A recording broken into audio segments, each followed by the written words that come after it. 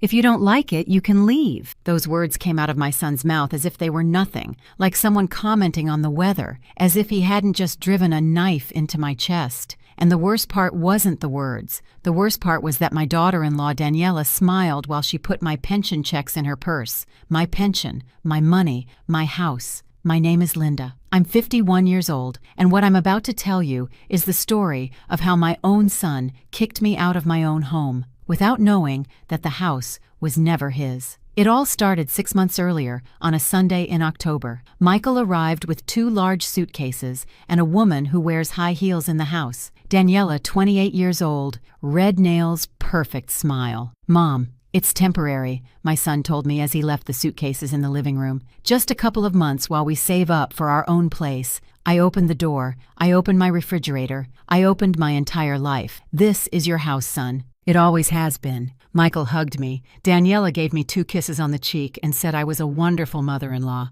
I should have seen the signs from that very first day. The first few weeks were strange. Daniela rearranged my furniture to make it look more modern. She put my wedding photograph in a box because the frame was too old. She threw away my flower curtains because nobody uses those anymore, Linda. I kept quiet. You don't want to cause problems in your own home. Michael worked later, so he said. I was left alone with her in the afternoons. Daniela would watch TV in the living room with her feet on my coffee table, eating from my plates without washing them afterward. "Linda, can you get me a glass of water?" she'd ask without taking her eyes off the screen. And I would go, because she was my daughter-in-law, because she was my son's wife. But something inside me started to tighten like a knot. One day, I found my box of memories open. The letters my mother wrote to me before she died were scattered on my bed. "Oh, Linda, sorry," Daniela said when I confronted her. "I was looking for a place to store my shoes, and I thought that box was empty." Empty. 30 years of memories. Empty. The months passed,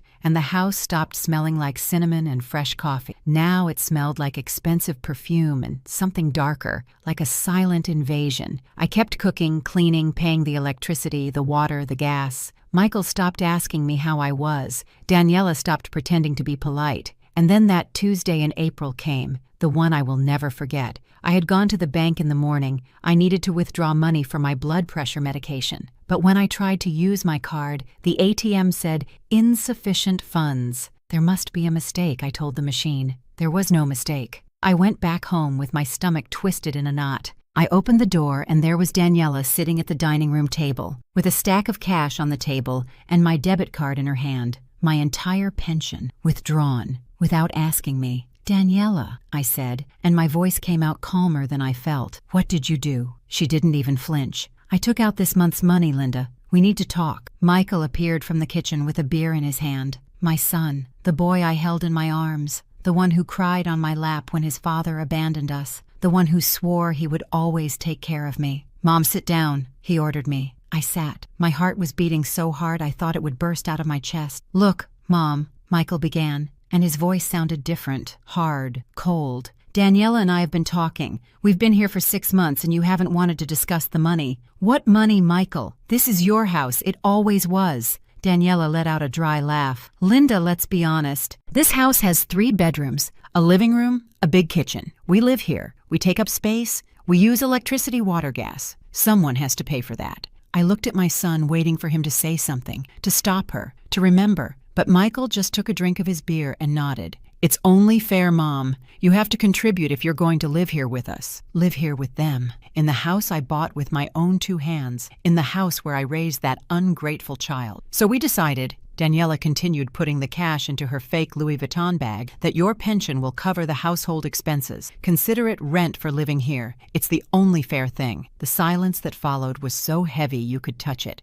"And if I don't agree?" I asked. Rodrigo slammed his beer on the table. He looked me straight in the eye and said those words that still burn inside me. "If you don't like it, you can leave." He said, "Nobody is forcing you to stay." Daniela smiled, a smile of triumph, of victory. I just sat there looking at this man I no longer recognized as my son. And then for the first time in 6 months, I smiled too. I stood up slowly, very slowly. I walked to my room without saying a single word. I heard them laughing in the living room. "You finally put your foot down," Daniela said. "It was necessary," Michael replied. "It's about time she understood how things are."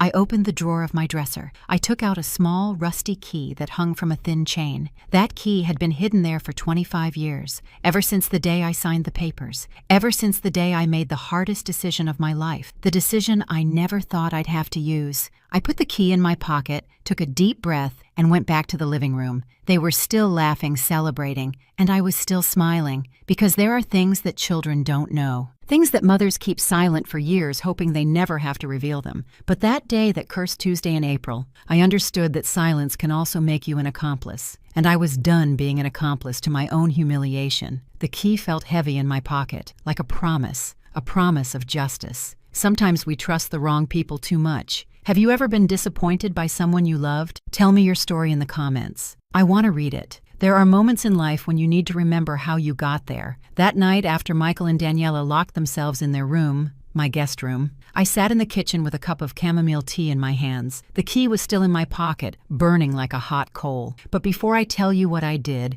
I need you to understand who I was, who Linda was before she became the burdensome mother-in-law, before she became the mother who was in the way, because there was a time when this house smelled different. I was 23 when I met Mark. He worked at his father's hardware store, and I sold pastries at the local market. It was 1997, and the world seemed simpler then. Mark had big hands and an easy laugh. He won me over with sweet words and promises of a home of our own. "You'll see Linda," he'd tell me as we walked through the park on Sundays. "We're going to have a house with a yard, a place where our kids can run around barefoot." We got married in February of '98. Michael was born a year later. At first, we lived in a tiny apartment near the bus station. 2 rooms, a shared bathroom wall so thin we could hear the neighbors arguing. But it was ours. We were happy. Mark worked 12 hours a day. I took care of Michael and made tortillas in the afternoons to sell in the neighborhood, $1 a pack. That's how we saved penny by penny for a down payment on a house. Michael was a beautiful, chubby baby with rosy cheeks who laughed at everything. He liked to sit in the kitchen while I kneaded the dough, and he'd ask me to make him tiny tortillas, just like the real ones, Mommy. "When I grow up," my son would tell me with those huge eyes, "I'm going to buy you a really pretty house with a garden so you can plant roses." I would kiss his forehead and tell him we were already rich because we had him. But life has cruel ways of teaching you that happiness doesn't stay still. Michael was 5 when Mark started coming home late, smelling of perfume that wasn't mine with increasingly absurd excuses. I had to help a customer. The car broke down. I was just talking with the guys. I kept quiet. You keep quiet about a lot of things when you have a small child and an income that barely stretches. Until one Saturday morning, while Michael was playing with his toy cars in the living room, Mark packed a bag and told me, "I met someone else, Linda. I'm sorry." Just like that. No drama. Like canceling a dentist appointment. "And Michael?" I asked. I didn't cry. I didn't scream. I just asked about my son. "I'll send money," Mark lied, "but I need to start my life over." He left that same day. Michael asked for his dad for weeks. I told him he was working far away, that he would be back soon. He never came back. The money he promised never arrived. The calls became less frequent until they disappeared. Mark started his life over with a younger woman in another state. They had 2 daughters. Michael ceased to exist for him, and I was left alone with a 5-year-old boy and the income of a woman selling tortillas. But here's the part my son never knew. 2 years after Mark left, Mr. Peterson, the owner of the department store where I had started working, called me into his office. "Linda," he said, "I've been watching you. You're hardworking, honest, responsible. I have a proposal." Mr. Peterson had no children. His wife had died young. He lived alone in a large house in a quiet neighborhood. A house that felt too big, too silent for him. "I need someone trustworthy," he explained. "Someone to look after the house when I'm not here, to keep it alive." He offered me a deal. If I worked for him for 25 years in the store and taking care of the house when he traveled at the end, the house would be mine. "But there's one condition," he said. "No one can know. Not your family, not your son. This stays between you, me, and the papers we're going to sign with the notary." I was 28 years old. I had a 7-year-old son, no visible future. I signed those papers on a Tuesday in November 2001. For 25 years, I took care of that house as if it were mine, because I knew that one day it would be. I watered the plants in the yard. I polished the hardwood floors. I kept the windows clean so the sun could come in. Michael grew up within those walls, never knowing the truth. He thought Mr. Peterson let us live in the house out of pity, out of charity. I never told him otherwise. Why didn't I tell him? Because I was afraid. Afraid something would go wrong. Afraid Mr. Peterson would change his mind. Afraid of giving my son hope that might be broken like all the promises his father made him. Mr. Peterson passed away 3 years ago. The day of his funeral, the notary gave me the deed. The house was mine, legally, completely, irrevocably mine. I cried that day. I cried for the good man who gave me what my husband never could. I cried for the 25 years of silent work. I cried with relief, but I still didn't tell Michael. He thought I had simply inherited the house from Mr. Peterson for being his faithful employee. I let him believe it. Why complicate things? My son moved out on his own at 23. He got a job at a logistics company. I stayed in my house, tending my roses, drinking my coffee with cinnamon in the mornings, living the peace I had earned. Until that Sunday in October when Michael knocked on my door with suitcases and a woman in red high heels. That night in the kitchen, with the tea getting cold in my hands, I remembered all of that. I remembered the 23-year-old girl who sold pastries. I remembered the single mother kneading dough to feed her son. I remembered the 25 years of silent work. I remembered every dollar saved, every sacrifice, every sleepless night, wondering if Michael would have enough for school. And I remembered the promise I made to myself the day I received that deed. No one will ever take away what it took me a lifetime to earn. No one, not even my own son. I got up from the table, washed the cup, and put it away. I turned off the kitchen lights. Tomorrow, I would do what I had to do. Tomorrow, I would start to get my dignity back. As I tell this, I think about where you might be listening. Write the name of your city in the comments. The next morning, I woke up before dawn. There are certain pains that don't let you sleep, that keep you awake staring at the ceiling, wondering at what point everything went so wrong. I got up, put on my blue robe, the one Michael gave me years ago when he still called me Mommy, and went to the kitchen to make coffee. The house was silent, a different kind of silence than before. Before it was a peaceful silence. Now it was the silence of a cold war. I put the water on to boil and took out the coffee and cinnamon I always liked to prepare on Wednesdays. Cinnamon brown sugar, the aroma that reminded me of my mother, of Sundays in her kitchen, of when the world was simpler. I heard footsteps in the hallway. Michael appeared yawning, still in his pajamas. His hair was messy, and he had that just woke-up face that reminded me of when he was 10 and would come down to breakfast with his eyes puffy from sleep. "Morning, Mom," he mumbled as he sat at the table. For a second, just 1 second, I thought it had all been a nightmare, that yesterday's words hadn't existed, that my son was still my son. "Good morning, son," I said. "Want some coffee?" "Yeah, please." I poured him a cup. He held it with both hands, just like he always had since he was a kid. He took a long sip and sighed. "That's good," he said. "Thanks." We sat in silence. I waited. I waited for him to say something, to apologize, to explain that he was stressed yesterday, that Daniela had pressured him, that he didn't mean to hurt me. But Michael just drank his coffee, staring out the window. "Son?" I began carefully. "About yesterday." He held up his hand like stopping traffic. "Mom, we already talked about it. There's nothing more to discuss." "But Michael, that's my pension. It's all I have." He set the cup down on the table, harder than necessary. "And this is the house where we all live, Mom. What do you expect us to live here for free, for Daniela and me to pay for everything while you save your money?" Those words hit me like ice water. "I pay the electricity," I said slowly. "I pay the water. I pay the gas. I buy the food. That was before, Mom, when you lived alone. Now there are more of us. The expenses went up. And why didn't you tell me? Why did you steal my card?"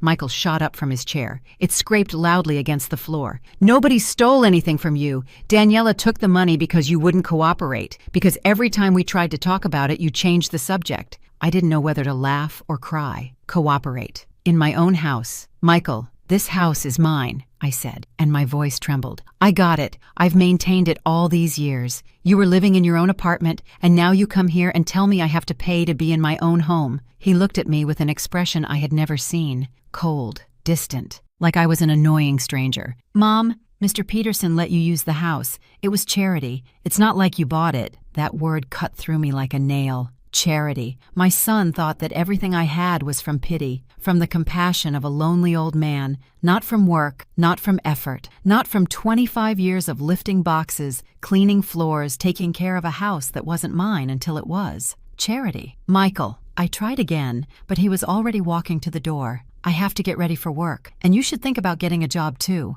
You're not so old that you have to stay home all day." He left. I stood there in the kitchen with the coffee pot still hot, and my heart in pieces. When exactly had my son turned into this? I tried to remember. I searched my memory for a moment, a sign that would tell me when he started to change, and then I saw it. Daniela. Ever since she arrived, Michael started to see me differently. Before, he would call me 3 times a week just to say hi. He would come for dinner on Sundays and help me in the garden. He'd ask about my medicine, my blood pressure if I needed anything. But after Daniela, the calls spaced out. The visits became obligations. The conversations became uncomfortable. I remembered one afternoon 2 months after they moved in, I heard voices from the bedroom. I was walking down the hall with clean laundry when I heard her. "Michael, your mom still treats you like you're a kid. You're 32 years old. It's time you set some boundaries." That's just how she is, Danny. She's always been overprotective. Not overprotective, controlling. Don't you see it? She makes you feel guilty for everything.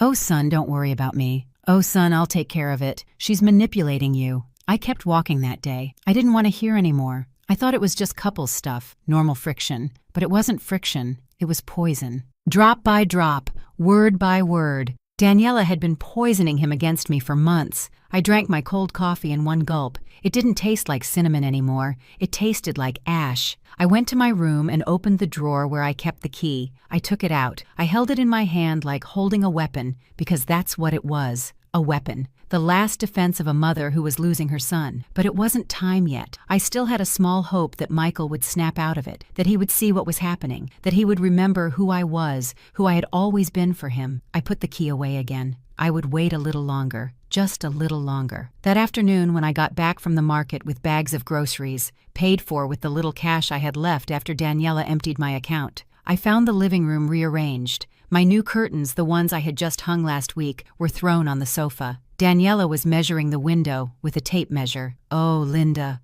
"Good you're here," she said without turning to look at me. "I'm going to buy some modern curtains. These ones you have look like they belong to a grandma." Like a grandma. I was 51. "Daniela, I just bought those curtains last week. They cost me $50. She shrugged. "Well, I'll buy better ones. Don't worry. You'll love them." She didn't ask me. She didn't consult me. She was just going to do it. In my house. With my money. Or with the money she now considered theirs. "Where's Michael?" I asked. "He went out with some friends. He'll be back late." So I was alone with her. In my own house. Watching her dismantle everything I had built. That night, while I was eating some leftover beans and tortillas alone in the kitchen, I heard Daniela laughing from the living room. She was on the phone with someone. "Yeah, girl, almost. We have her right where we want her. She's paying for everything without a fight." "No, she's not going to leave. Where would she go? She has nothing. Just this house that was given to her out of pity. Give it a couple more months and we'll be able to." I got up without making a sound and went to my room. I didn't sleep that night because I understood something terrible. This wasn't just disrespect. This was a plan. I still wonder if I did the right thing. What would you have done in my place? The days that followed were the longest of my life. I kept doing everything as usual. I woke up early. I made breakfast. I cleaned the house.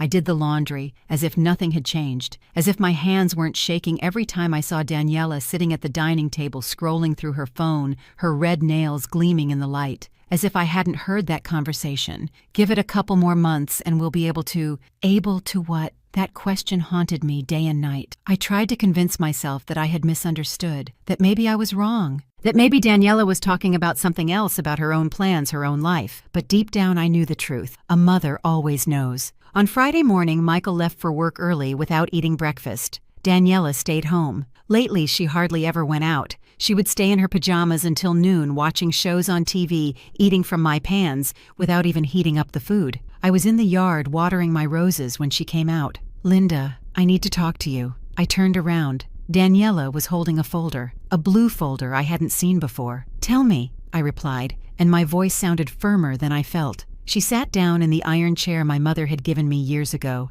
She crossed her legs and opened the folder with calculated movements. "Look, I've been doing the math," she began, "and this situation isn't sustainable." "What situation?" "The household expenses, Linda. Your pension is not enough." I felt something tighten in my chest. "Daniela, my pension has always been enough for everything. I've lived here for over 20 years and I've never lacked anything." She smiled, that smile that already set my teeth on edge. "Sure, when you lived alone. But now there are 3 of us. The electricity consumption is up. The water too. Food, gas, everything." She pulled some papers from the folder. Receipts. Numbers marked with a red pen. "Look, here's the electricity bill. $900. The water bill, $200. The gas, $150. Groceries for the month, about $1,100. And that's not counting incidentals. $2,200. She was saying the expenses were $200 a month. My pension was $1,800. Daniela, those numbers can't be right. The electric bill has never been over $200. She pushed the papers toward me. Well, it is now. Check them yourself. I took the bills with trembling hands, and then I saw it. The electric bill had the correct address, but the usage was absurd. It listed appliances I didn't own: a high-capacity front-loading washer, a dryer, 2 air conditioners. I didn't have a dryer, I didn't have air conditioners. This isn't from this house, I said. Yes, it is, Linda. We had them installed last month. Didn't you notice? I froze. You installed air conditioners without asking me. Michael and I decided it was too hot. It was necessary. And who paid for that? Daniela closed the folder slowly. We financed it, a loan that we now have to pay monthly. That's why we need you to contribute more. I couldn't believe what I was hearing. Daniela, you can't make decisions like that in my house without consulting me. She stood up from the chair. Her expression changed. She wasn't smiling anymore. Look, Linda, let's put our cards on the table. I know this house was given to you. I know you didn't pay a single dollar for it. Mr. Peterson left it to you out of pity because you were his employee, but that doesn't mean it's yours. It means you got lucky. Every word was a blow. And now Michael and I are here, she continued. We are family. We are your only family. Or do you have someone else? Silence. Exactly, she said. You have no one, so you can keep fighting over your electric bills and your ugly curtains. Or you can accept that things have changed, that you're not alone anymore, that now you have to share. She turned and went into the house, leaving me standing there with the fake bills in my hands. That night, when Michael got home, I was waiting for him in the living room. Son, we need to talk. He sighed as if I were a spoiled child. What now, Mom? Daniela showed me some bills. She says the expenses have gone up a lot, that you installed air conditioners and a dryer without telling me. Michael loosened his tie and dropped onto the sofa. Yeah, Mom, we needed them. What's the problem? The problem is that I didn't authorize those expenses. The problem is that loan isn't mine. The problem is that this is my house. He looked at me with that new expression I hated, that look of annoyance. Mom, please. Let's not start this again. Daniela is right. It's time for you to accept that you don't live alone anymore, that we're a family, and families share. But Michael, but nothing, Mom. I'm tired. I had a rough day at work. Can we save the drama for another day? He got up and went to his room without eating dinner. I sat there on the sofa I had bought 10 years ago. In the living room I had painted with my own hands, in the house that was mine. And for the first time in my life, I felt like an intruder. The following days were worse. Daniela started treating me like I was the guest, the intruder. Linda, could you wash this? She'd ask, throwing her dirty clothes at me. Linda, we're out of dish soap. Go buy some. Linda, don't make so much noise in the morning. Michael needs to sleep. And I obeyed. Why? Why did I let it happen? Because I was afraid. Afraid of losing my son forever. Afraid of being left completely alone. Afraid that if I fought back too hard, they would leave and I would never see Michael again. So I kept quiet. I bowed my head. I did what they asked. I became the maid in my own house. One afternoon, while I was cleaning the bathroom they used and never cleaned, I found a shoebox under the sink. I opened it. Inside were papers.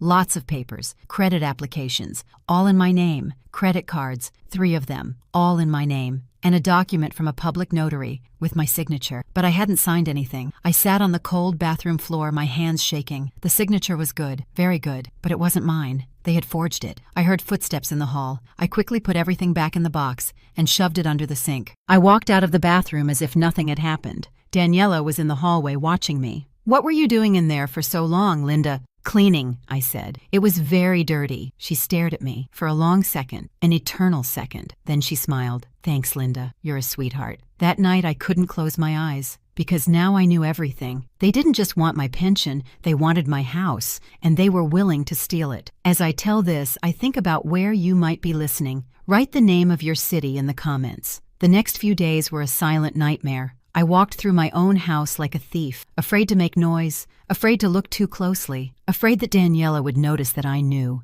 because now I knew. I knew they had forged my signature. I knew they had opened credit lines in my name. I knew this was all a carefully designed plan to take away the only thing I had, but I needed more proof. I needed to understand how deep the deception went. On Tuesday morning, when Michael left for work and Daniela finally went out to the salon, I had the house to myself for 2 hours. 2 hours to search. I went straight to their room, my old guest room, which now smelled like that sweet, sticky perfume Daniela wore. The walls I had painted light yellow were now covered with photos of the two of them, as if this house was theirs, as if I was the one who didn't belong. I opened the closet carefully. Expensive clothes. Too expensive for what Michael earned. Designer shoes. Handbags that cost more than my pension for 3 months. Where was this money coming from? I checked the drawers. Makeup, jewelry, nothing important. Until I got to the last drawer of the nightstand. There it was. Another folder. This one was black. I took it out with trembling hands and opened it on the bed. Oh my God. Bank statements. 3 different accounts. All with my name. All with huge negative balances. One credit card with a debt of $8,000, another with $5,000, a third with $4,000. More than $17,000 in debt. In my name. I kept looking. There were more papers. A personal loan for $15,000. Approved. Deposited into an account that wasn't mine. Another loan for $10,000. Also approved. And at the bottom of the folder, the worst of all, a mortgage application for the house. My house. The application was in process. Application date 2 weeks ago. Amount requested $150,000. There was a handwritten note in Daniela's handwriting. When the mortgage comes through, we pay off everything and go to Florida. She can't do anything without the original papers. We'll make her think it's for remodeling, and we'll sign everything with Michael's cousin Frank at the notary's office. I felt the floor open up beneath me. Michael's cousin, Frank. The one who worked at a notary's office. The one my sister always said was a bit shady. They were going to use contacts to falsify documents, to mortgage my house, to take the money, to leave, and leave me with the debts, with the mortgage, with nothing. I sat on the bed because my legs wouldn't hold me. How long had they been planning this? Since when? Since before they knocked on my door that Sunday in October, I heard a car outside. My heart skipped a beat. I quickly put everything back in the folder. I put it in the drawer exactly as I found it. I closed the nightstand. I got out of the room. I reached the kitchen just as the front door opened. It was Daniela. She walked in carrying bags from an expensive department store. More clothes, more shoes, more things bought with money that wasn't hers. With my money, with my credit, with my name. Oh, Linda. Good you're here, she said, leaving the bags on the sofa. I need you to do me a favor. I looked at her without saying anything, trying to control my breathing, trying not to scream everything I had just discovered. I have to go to a notary's office tomorrow to sign some papers. It's a work thing for Michael. I need you to come with me as a witness. There it was, the moment they had been preparing for. They were going to take me to sign the mortgage,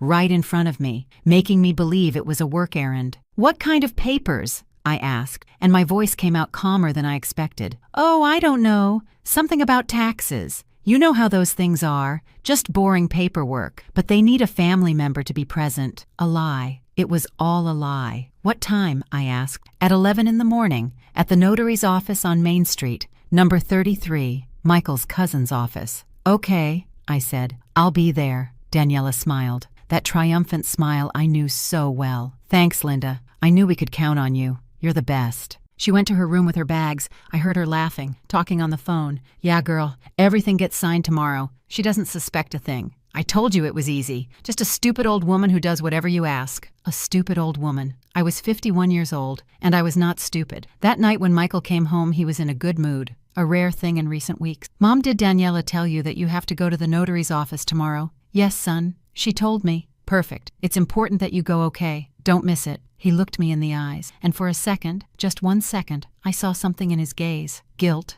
doubt, remorse. But it disappeared as quickly as it came. I won't miss it, I told him. He nodded and went to eat dinner. I stayed in the living room looking out the window. The night was dark, starless, as if even the sky knew something terrible was about to happen. I went to my room. I opened the drawer, took out the rusty key. This time I didn't put it back. I put the chain around my neck. I felt it cold against my skin. Tomorrow they thought I would sign the papers, that I would hand over my house without a fight, that I would let them steal everything I had worked for 25 years. But I had a plan too, a plan I had been saving since the day I received the original deed, a plan I never thought I'd have to use against my own son. I opened my closet and took out an old shoebox. Inside, wrapped in plastic, were the original documents for the house. The deed in my name, signed, sealed, completely legal, and another document, a sworn statement that Mr. Peterson had me sign years ago. A statement where he testified that the house was payment for services rendered for 25 years.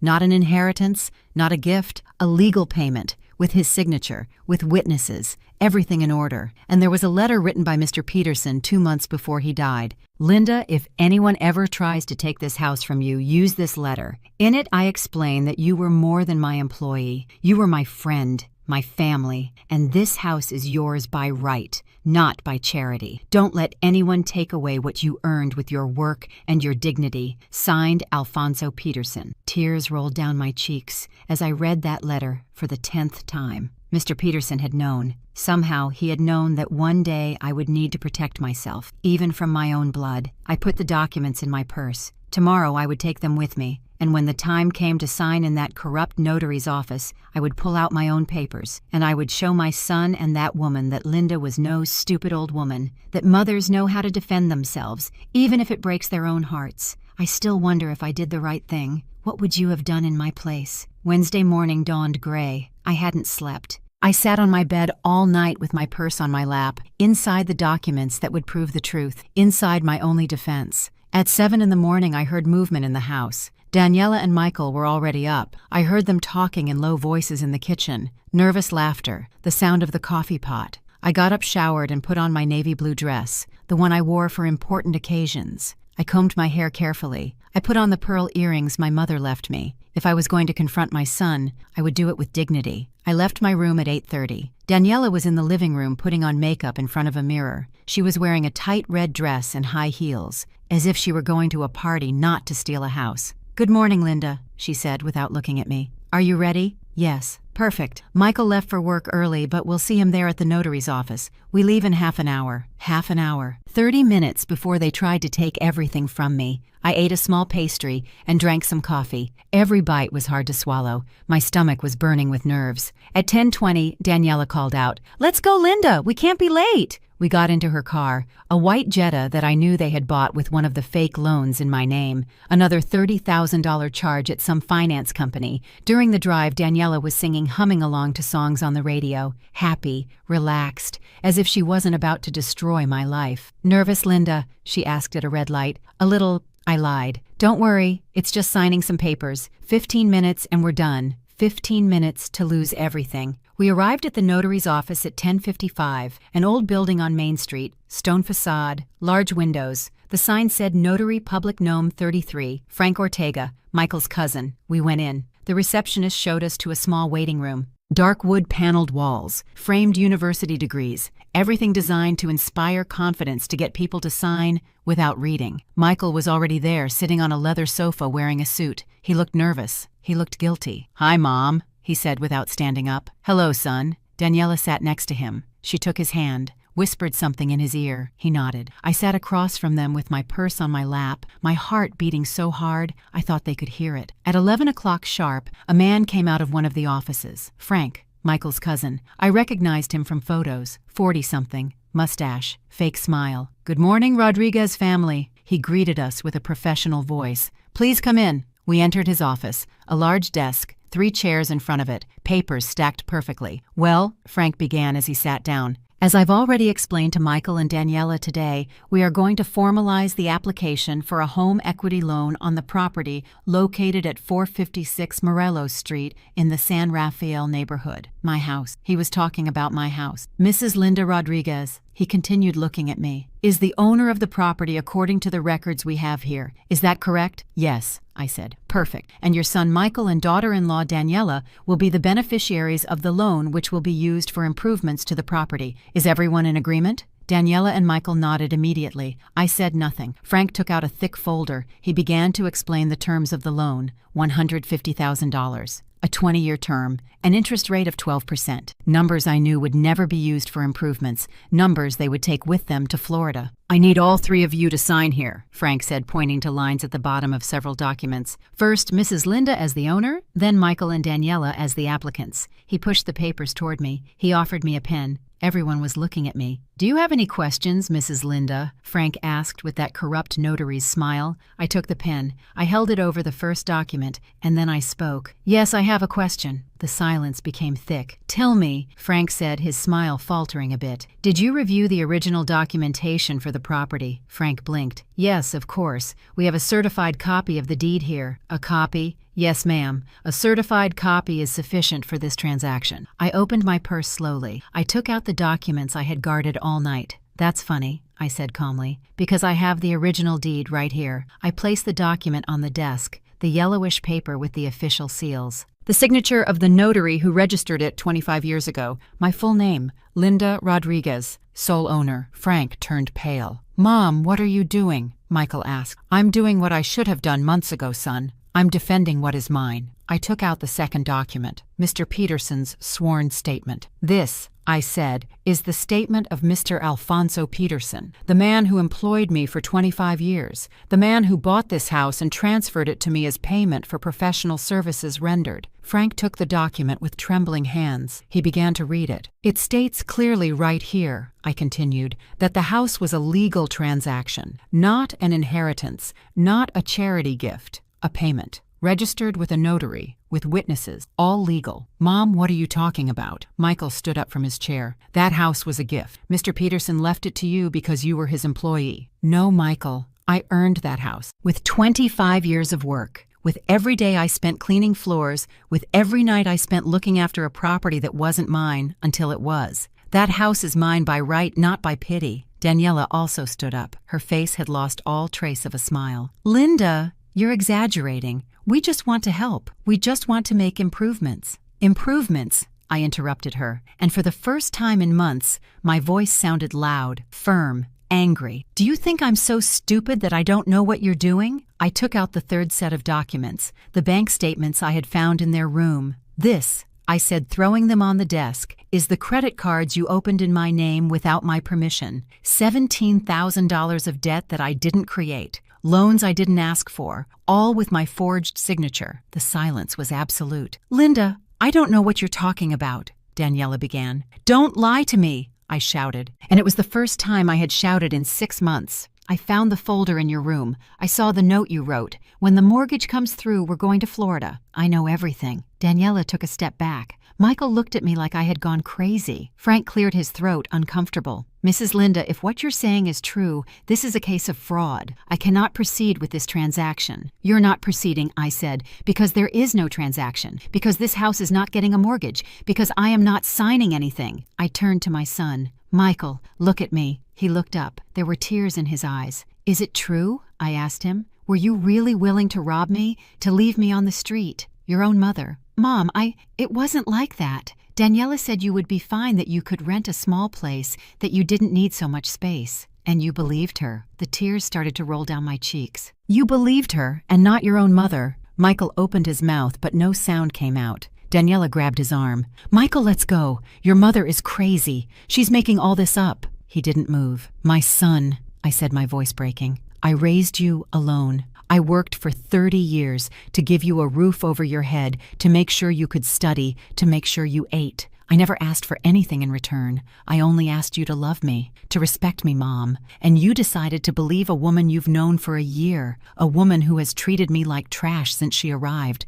who planned to steal everything from me." Michael started to cry. "I didn't want—" She said it was for the best, that you didn't need the house, that you were too old to maintain it. Every word was a dagger. "I am 51 years old, Michael. I'm not dead. I'm not useless. And this house is mine." I wiped away my tears. I put my documents back in my purse. "I'm not going to press charges," I said, "because you are my son, and because even though you betrayed me, I am not like you." I walked to the door. "But I want you to know something, son. Starting today, you are no longer welcome in my house. You have 3 days to get your things and find another place." "Mom, you can't kick us out," Michael yelled. I turned around. I looked him in the eyes. "You told me that if I didn't like it, I could leave. Remember? Well, now I'm telling you the same thing. If you don't like it, you can leave." I walked out of that notary's office with my head held high. Outside, the sun had come out from behind the clouds, and I, for the first time in months, could breathe. I still wonder if I did the right thing. What would you have done in my place? I went home in a taxi. I didn't want to wait for Daniela. I didn't want to be near them for a second longer. During the drive, I stared out the window without seeing anything. The streets passed in a blur.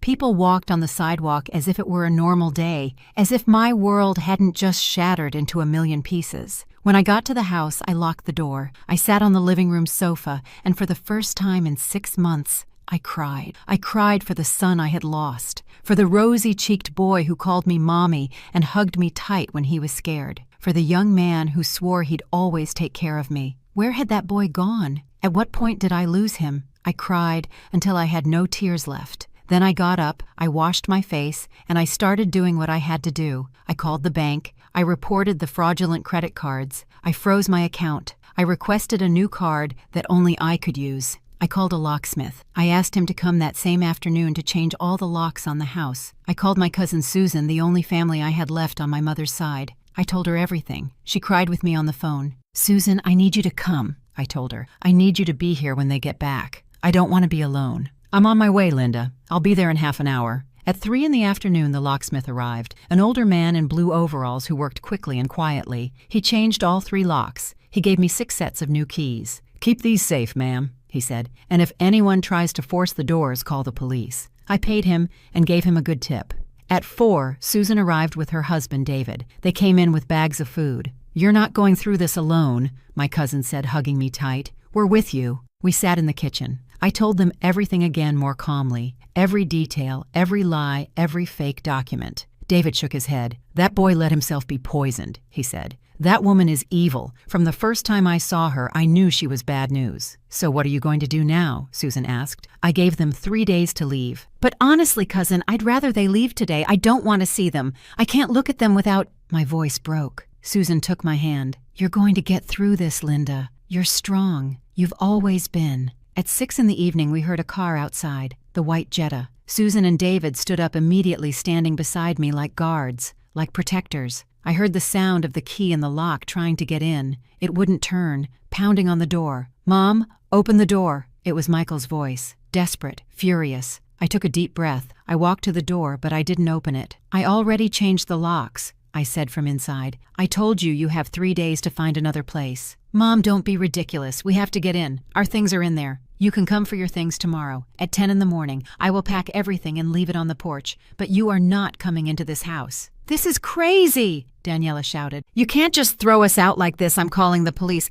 "Call them," I said, my voice calm. "And I'll show them the forged documents, the credit cards you opened with my fake signature, the fraudulent loans. Let's see who ends up getting arrested." Silence on the other side. "Mom, please." Michael's voice sounded broken. "Let's talk. We can fix this." "There's nothing to fix, Michael. You made your decision when you decided to rob me, when you decided to believe her instead of your own mother." "I didn't want to. She convinced me. She said it was best for everyone. And you believed her." More silence. "That's the difference between you and me, son. I would never have done something like that, not even if someone convinced me it was for the best, because I know what's right. And you chose the easy way." "Mom, tomorrow at 10, your things will be outside. And after that, Michael, I don't want to see you again." Those last words cost me everything. Every letter was a piece of my heart being ripped out. "You can't say that," Michael cried. "I'm your son. You were my son," I said, and the tears rolled down my cheeks. The son I raised would not have betrayed me like this. I heard sobbing on the other side of the door. "Let's go, Michael," Daniela said, her voice hard. "Your mother will regret this." "I won't regret it," I said. "The only thing I regret is opening my door that Sunday. Regret trusting you." Footsteps walking away, the car starting, the sound fading into the distance. I slumped against the door. Susan hugged me while I cried. "It's over, cousin. It's over." But it wasn't over. It was just beginning. That night, Susan and David stayed with me. We ate dinner together, food I could barely swallow, conversation that tried to distract me from the pain, but nothing worked. Because I had just lost my son. I had actually lost him months ago, from the day Daniela walked into his life. But now it was official. Michael was no longer my son. I was no longer his mother. At 11, my cousin and her husband left. They made me promise to call if I needed anything, that I wouldn't be alone, that they would be back early tomorrow to help me pack Michael's things. I was alone in the house, my house. I walked through the empty rooms, the living room that smelled like my usual perfume, the kitchen with the ghost aroma of cinnamon coffee, my room with the bed where I had slept thousands of nights, and the guest room, the one that had been theirs. I went in. I turned on the light. Clothes thrown on the floor, shoes scattered, bottles of perfume on the dresser, photos of them on the walls. All of it would be gone tomorrow. I opened the closet. There was the black folder, the fraud documents, the proof of their betrayal. I took them, and instead of hiding them, I put them in a box along with all their belongings. Let them take it. Let them know that I knew. Let them understand that there was no way to hide what they had done. I worked all night, taking out clothes, folding packing, putting everything into cardboard boxes I had stored in the shed. Expensive shoes, designer clothes, handbags, fake Louis Vuitton, all bought with stolen money, with fraudulent credit, with my name stained at banks. At 6 in the morning, I was finished. 10 boxes by the front door, clothes on hangers, shoes in bags, everything they had brought into my house, everything they would be taking back out. I sat on the front step to wait. The sun was starting to rise. The birds were singing. The world kept spinning as if nothing had happened. At 10 o'clock sharp, the white Jetta arrived. Michael got out alone. Daniela stayed in the car windows up, sunglasses on. My son looked terrible. Puffy eyes, wrinkled clothes, 2 days' worth of stubble. "Mom," he said when he saw me. I didn't answer. I just pointed at the boxes. "It's all there." And he looked at the boxes, then at me. "Are you really going to do this?" "You did it first, Michael. I'm just protecting myself." "Mom, please, give me a chance. We can talk. I can explain." "Explain what?" "How you forged my signature. How you planned to leave me in debt and homeless. How you treated me like trash for months. You did. And the worst part is you knew it. You knew it the whole time, and you did nothing to stop her. You chose her over me, your wife of 1 year over your mother of a lifetime." Michael's shoulders slumped. "I'm sorry, Mom. I'm sorry too, son. I'm sorry I wasn't enough. I'm sorry I failed you somehow. I'm sorry you grew up believing it's okay to betray someone who loves you." "You didn't fail me." His voice broke. "Then I don't understand what happened. Where is the boy who promised to always take care of me? The one who said he'd buy me a house with a garden?" Tears rolled down his face. "It's still me, Mom." I shook my head. "No, Michael, that boy is dead, and you killed him." I stood up. I went inside the house. I closed the door. I heard him crying on the other side. I heard him load the boxes one by one. I heard him put everything in the car. I heard him start the engine and drive away. And when the silence returned, I sat on the living room floor and cried like I had never cried in my life, because I had won my house, but I had lost my son. The days that followed were the quietest of my life. The house was empty, but not like before. Before the silence was peace. Now it was absence. Susan came by every day. She brought me food that I barely touched. She kept me company in the long afternoons. She let me cry without saying anything. "Time heals, Linda," she would. "You'll see." But I wasn't sure I wanted to heal, because healing meant forgetting. And I didn't want to forget what they had done, not out of spite, but to make sure I would never be so foolish again. A week after Michael left, I went to the bank to fix the mess they had left. The bank representative, a young woman with glasses, reviewed my file with a concerned look. "Mrs. Rodriguez, you have 3 active credit cards with very high balances and 2 personal loans that are past due." "I didn't apply for any of those," I explained. "It was fraud. I have proof." I showed her the documents, the forged signatures, everything. She frowned. "This is serious. I'm going to file a fraud report, but you need to know this process can take months, and in the meantime, the debts continue to accrue interest. And what can I do? You can file a formal lawsuit. With this evidence, you have a strong case, but you'll need a lawyer." I left the bank with a heavy weight on my chest. Sue, my own son, send him to jail. I walked through the park. I sat on a bench under a jacaranda tree. The purple flowers fell like soft rain. And then I understood. I wasn't going to sue him. I wasn't going to seek revenge. I wasn't going to destroy his life like he tried to destroy mine, because I was not like them. But I wasn't going to rescue him either. For years I had been Michael's safety net. When he failed a semester in college, I paid the tuition again. When he lost his first job, I lent him money for his expenses. When he crashed the car, I covered the insurance deductible. Always me, always saving him. But that was over. If Michael was going to learn he would have to do it alone, he would have to face the consequences of his decisions. He would have to carry the debts that he and Daniela had created. I would only clear my own name. I went back to the bank the next day with a lawyer Susan recommended, a serious man in his 60s who reviewed everything carefully. "Mrs. Linda, you have 2 options," he explained. "First, a criminal lawsuit for fraud. Second, a civil suit to separate your liability from the debts." "What's the difference?" "The criminal suit seeks punishment. The civil suit seeks to protect you. With the criminal suit, your son could go to prison. With the civil suit, the debts are transferred to his name and his wife's, but there are no criminal charges." I didn't have to think twice. "The civil suit? I just want my name cleared. Nothing more." The lawyer nodded. "You're a very noble woman." "I'm not noble," I said. "I'm just tired of fighting." The paperwork began that same week. In the meantime, my life slowly returned to something resembling normal. I started drinking my cinnamon coffee in the mornings again. I started watering my roses again. I started listening to music in the kitchen while I cooked. The house started to smell like cinnamon again. 2 weeks after Michael left, I got a call. It was him. My heart skipped a beat when I saw his name on the screen. I hesitated. My finger hovered over the answer button. Finally, I answered. "Hello, Mom." His voice was broken, desperate. "I need your help." I closed my eyes. "What happened, Michael?" "Daniela, she left. She left me. She took all the money we had. I'm alone. I have nowhere to live. I got kicked out of the apartment we rented because we didn't pay. Mom, please. I need to come home." Every word hurt, but something inside me, something new, something that had never been there before, held firm. "No, Michael." "What? You can't come back. This house isn't your house anymore. Mom, please. I have no one else. Daniela left me with the debts. I'm getting collection calls all day. I'm going to lose my job." "Those are the consequences of your decision, son. How can you be so cruel? I'm your son." My voice broke, but I didn't give in. "And I am your mother, the mother you tried to rob, the mother you treated like trash. Remember,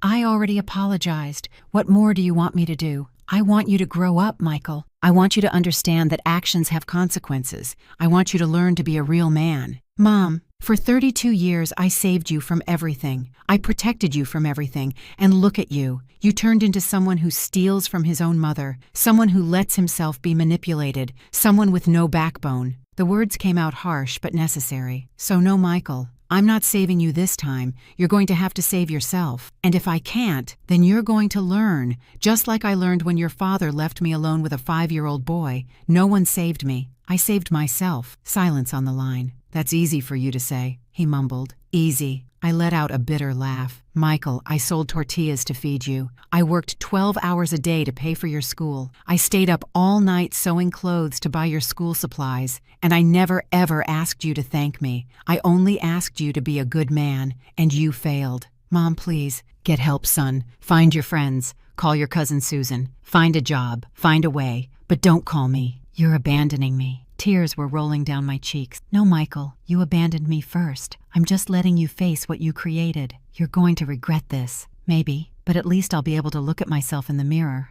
I hung up. I sat in the kitchen with the phone in my hand, shaking. Susan arrived half an hour later. She found me crying. "What happened, cousin?" I told her about the call, what he had said, how much it hurt. She hugged me tight. "You did the right thing, Linda. For the first time in your life, you set a boundary. And that's not being cruel. That's being wise. What if something happens to him? What if he ends up on the street? What if—" "It's not your responsibility. Not anymore. He's 32. It's time for him to learn." That night, I wrote a letter I never sent. "Michael, I hope one day you understand why I did what I did. It wasn't to punish you. It was to save you, because a son who depends on his mother at 32 isn't a son. He's a child in a man's body. And I did you no favors by protecting you so much. I made you weak. I made you vulnerable. I made you unable to face life. So now I'm letting you go. I'm letting you fall so you can learn to get up, because I won't be around forever. And when I'm gone, I need to know that you'll be okay, that you'll be able to take care of yourself. Even if you hate me now,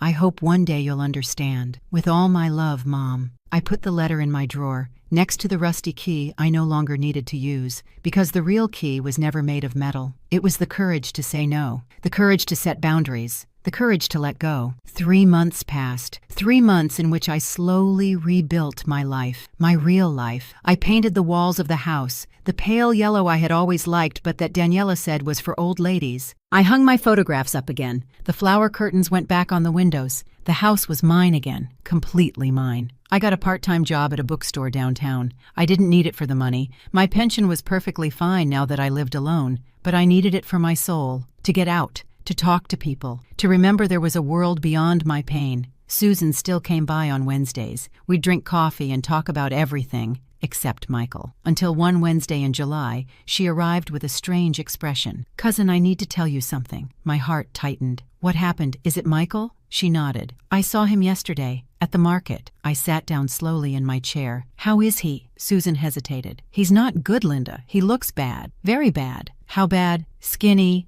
gaunt, wearing old clothes. He was buying the cheapest things. Beans, rice, nothing else." I felt something squeeze my chest. "Did he talk to you?" "Yes. He asked about you. I told him you were doing well. He just broke down and cried, right there in the middle of the market. Tears started to sting my eyes. Did he say anything else? He told me Daniela left him with all the debts, that she ran off with another man, one with real money, that she just used him to try and steal your house, that when she saw the plan failed, she abandoned him. I closed my eyes. And where is he living? In a rented room, a tiny one in the industrial district. He told me he lost his job because the collection calls were coming to the office all day. He got a job in a warehouse, loading boxes, 12 hours a day. My son, my Michael, loading boxes. Did he ask you for money? I asked. No. I offered, but he refused. He said he had to learn to manage on his own, that his mom was right. The tears were flowing freely now. Cousin, why are you crying? Isn't this what you wanted? For him to learn? Yes, I whispered. But I didn't think it would hurt so much to watch him fall. Susan took my hand. Do you want me to go find him?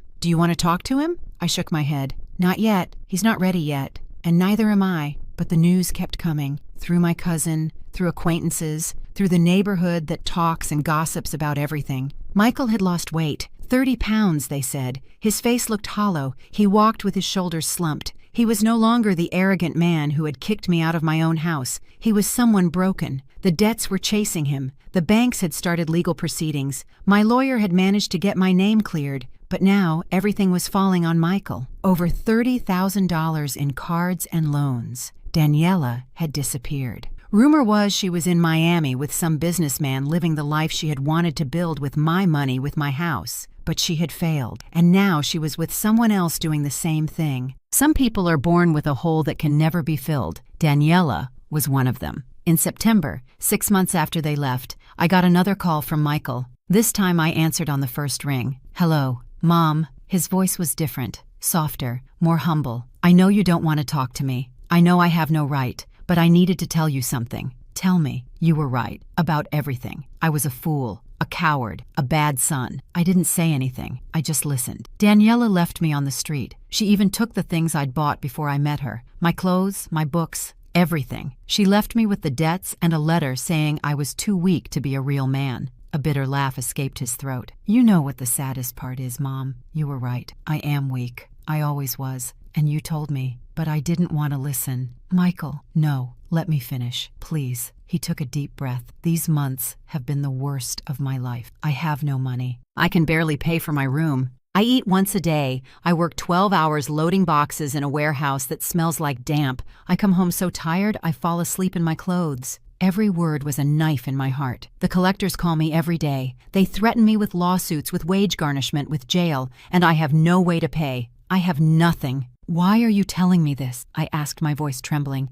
Because I want you to know that I get it. I understand what you tried to teach me, that life doesn't forgive, that decisions have consequences, that you can't betray the person who loves you and expect everything to be okay. Silence. I'm not asking you to help me, Mom. I'm not asking for money or to come back. I just want you to know that I'm sorry. I'm truly sorry. And that I hope one day you can forgive me. The tears were falling onto my lap. Michael, You don't have to say anything. Just thanks for answering. Thanks for listening to me. And he hung up before I could reply. I sat there with the phone in my hand, crying. I didn't sleep that night. All night I thought about my son, about his broken voice, his ruined life. Was this what I wanted, to see him suffer so much? No. But it also wasn't my responsibility to save him. Life, that cruel but fair teacher, was billing him for everything he did to us, in its own way, in its own time. Daniela had used him and thrown him away just as he had thrown me away. The debts haunted him just as he had haunted me for my money. Loneliness consumed him just as it consumed me when he kicked me out of my house.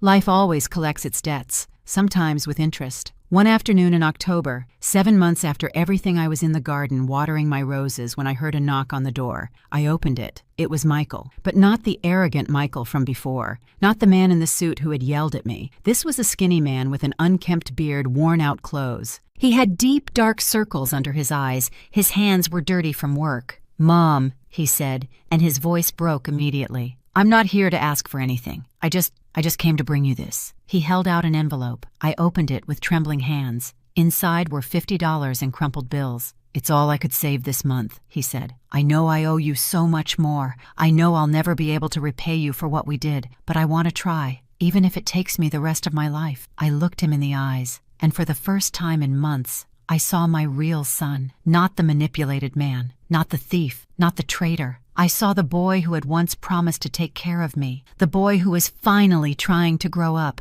I don't want your money, Michael. But Mom, keep it. Use it to eat, to pay for your room, to get out of debt. He shook his head, tears rolling down his dirty face. I don't deserve your forgiveness. No, I said firmly. You don't. Not yet. But one day, maybe, when you are the man you were always supposed to be, we'll talk on that day. He nodded. He wiped his tears on his sleeve. I love you, Mom. I always loved you even though I was an idiot. I love you too, son. That's why I let you fall, so you could learn to fly. I closed the door softly. I heard him cry on the other side for a long minute, then his footsteps walking away. I sat on the living room sofa with the $50 in my hand and I smiled, because life had given Michael exactly what he deserved: pain, loneliness, consequences, but also something more important, a chance for redemption, to be better, to grow. And no one had given him that chance. He had earned it, with suffering, with humility, with work. Justice had arrived,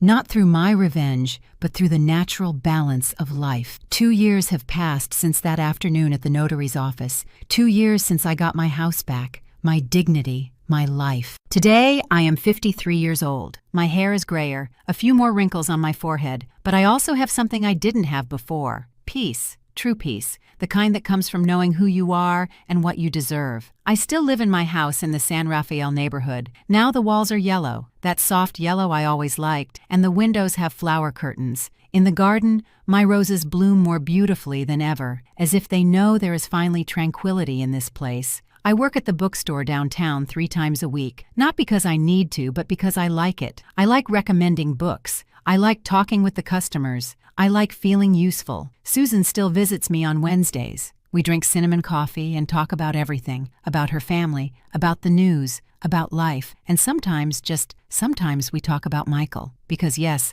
Michael is still in my life, but in a different way. After that afternoon, he brought me the $50 he kept coming, once a month, always on time, always with an envelope of money that I never accept, but that he insists on bringing. It's for my dignity, Mom, he says, not for yours. And I understand. At first our conversations were short, awkward. He would tell me about his job at the warehouse. I would tell him about the bookstore. Nothing deep, nothing painful. But little by little the wounds began to heal. 6 months ago, Michael got a better job at a logistics company. Nothing extraordinary, but better than loading boxes. He rented a bigger apartment. He started paying off his debts little by little. He tells me this with pride, and I listen with a full heart. Because my son is growing up. He's finally growing up. 3 months ago, he asked if he could come for dinner one Sunday. Only if you want, Mom. I don't feel like I have the right to ask, but I miss your enchiladas. I smiled. Come next Sunday. At 2, he arrived on time, with flowers, yellow roses. I know they're your favorite, he said shyly. We ate together at the dining room table, the same table where Daniela had once counted my pension money, the same table where everything broke. But now it was different. Michael ate slowly, savoring, thankful for every bite. Mom, he said when we finished, there's something I need to tell you. My heart tightened. Tell me, son. I've been going to therapy for 4 months now. I looked at him surprised. Therapy? He nodded. I needed to understand how I got to the point of doing what I did, how I could betray you like that, and my therapist helped me see a lot of things. He wiped his eyes with his napkin. She helped me see that I was always weak, that I always looked for someone else to tell me what to do. First you, then Daniela. I never learned to be myself, to make my own decisions, to be responsible. Michael. And she helped me understand something even more important, that you didn't fail me. I failed you. By not growing up, by not maturing, by letting myself be manipulated so easily. Tears were rolling down his face. I also understood that Daniela wasn't just evil. She was broken, like me, looking to fill a void with material things, with lies, with betrayal. But the difference is she's never going to change, and I can. I got up from my chair and hugged him. He sobbed on my shoulder like he did when he was a child. Forgive me, Mom. Please, forgive me. I already forgave you, son, a long time ago. Really, because I see that you're trying, that you're growing, and that's the only thing I ever wanted for you. Since that day, Michael comes for dinner every Sunday. He doesn't live with me. He doesn't ask me for money. He doesn't expect me to rescue him. He just comes to talk, to be together, to rebuild what was broken, and I receive him with love. But also with boundaries, because I learned something important in these 2 years. Loving doesn't mean enabling. Loving also means knowing when to say no, when to let the other person face their consequences, when to let go. A week ago, Michael told me he finished paying off the last debt. I don't owe anyone anything, Mom. Well, except you. I owe you everything. You don't owe me anything, son. Yes, I do. I owe you an apology that will never be enough. I owe you for the years of peace I stole from you. I owe you the respect I didn't give you. Then pay me back by being a good man, by being honest, by being strong. That's the only debt I want you to pay. He smiled, a sad but hopeful smile. I'll try, Mom. Every day I'll try. Today, as I write this in my journal, a habit I picked up after everything that happened, I look out the window and see my yellow roses swaying in the wind, and I think about everything I went through. The pain, the betrayal, the loneliness, the tears. But I also think about what I gained. I gained my house. I gained my dignity. I gained my peace. And above all, I gained something I never had before. The certainty that I can be alone without being empty. That I don't need anyone else to be whole. That my worth doesn't depend on how much they love me, but on how much I love myself. If I could talk to the Linda from 2 years ago, that scared woman who let them walk all over her in her own home, I would tell her this. Don't be afraid to defend yourself. Don't be afraid to set boundaries. Don't be afraid to be alone, because loneliness with dignity is better than company with humiliation. I would tell her that it's okay to love your son,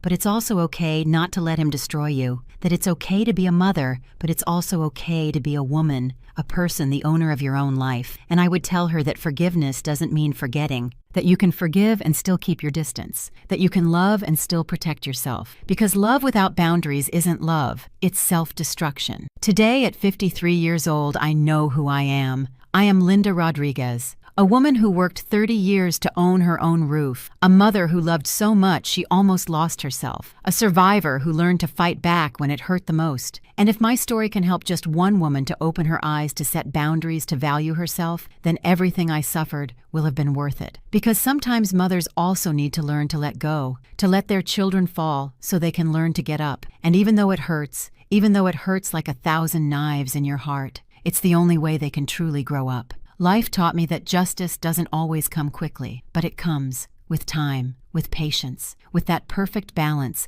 that only the universe knows how to deliver. Daniela is still out there, I suppose, looking for her next victim, living her empty life of material things and a hollow heart. And Michael is here, fighting, growing, becoming the man he was always supposed to be. Will we ever be like we were before? Never, because before I was blind and he was a child. Now I see clearly, and he is a man, and that is a much more honest, much more real relationship. I close my journal and put it away in the same drawer where I once kept that rusty key, the key that represented my last defense, the key to a chest I never had to open, because the real weapon was always my voice, my dignity, my courage to say no. I look at the clock. It's 2 p.m. Michael will be here soon for Sunday dinner. I get up and go to the kitchen to make the enchiladas he likes so much. And as I cook, I smile, because my house smells like cinnamon again, because my walls are yellow again, because my heart beats calmly again. And because I learned the most important lesson life can teach you: